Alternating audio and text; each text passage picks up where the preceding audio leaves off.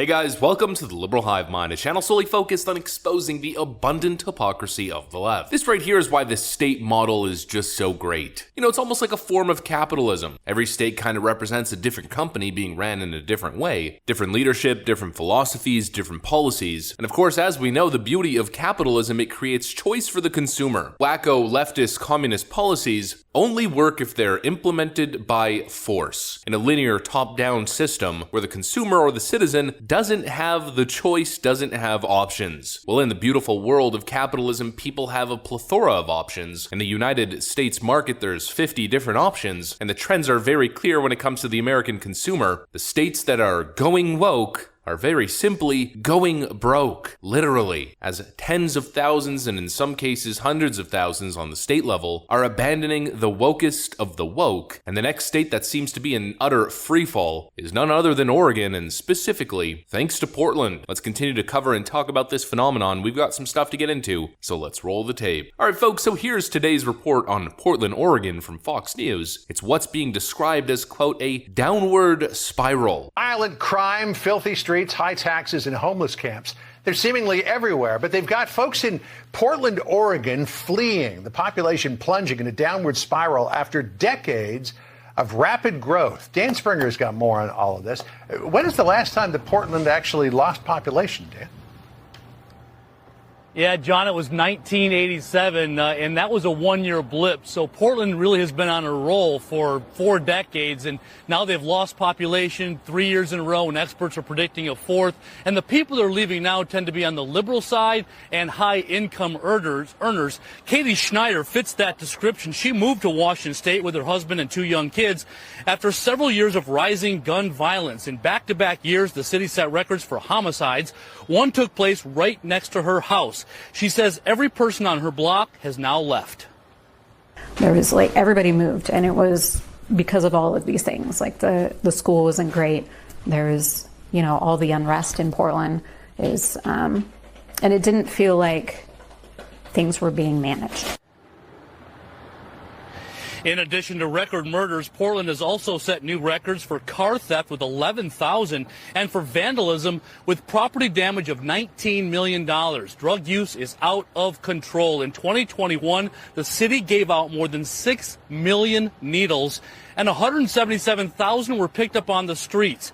These same problems are driving businesses away. Walmart is closing its only 2 stores in Portland this month, and Nike closed a huge store in the city over brazen shoplifting. You know, it's one thing to look at migration patterns and say, oh, tens of thousands of people are leaving this place, hundreds of thousands of people are leaving that place. View it on surface level and purely as a partisan dig, I mean, that's one thing, but if you delve deeper into it, the implications are quite severe here. It's not just a headline of a small percentage of the population that's leaving. It's potentially the collapse of Portland, Oregon. Sounds a little bit hyperbolic, but it's not. Take a look at history. Places like Detroit, for instance. Detroit was once the most vibrant place in America and possibly the most vibrant place in the world. This is a chart showing Detroit's population over the decades. From the 1920s to the 1950s, the population of Detroit doubled to nearly 2 million residents just in the core Detroit metro area. But over the last 70 years, we've seen a total population collapse. There remains roughly 600,000 people left in the Detroit area. And of course, most people know the end result because a population collapse equates directly to the collapse of the local economy. Now, Detroit is probably a much more severe example because, I mean, basically, the entire economy centered around building cars, and all the jobs in that specific sector went to Mexico and Ontario. Detroit's an extreme example, but what's happening in Portland is going to have the same kind of effects, especially if you consider who's leaving. Governing officials in Portland, Oregon have declared their priorities. They prioritize the homeless population and, frankly, the will of Antifa above the law-abiding citizen. Their streets have essentially devolved into utter chaos. Some describe it as a third-world S-hole. And so clearly the net negative migration out of Portland is comprised mostly of the affluent tax-paying base and, of course, business owners. This is what these leftoids don't seem to understand. You could have all of these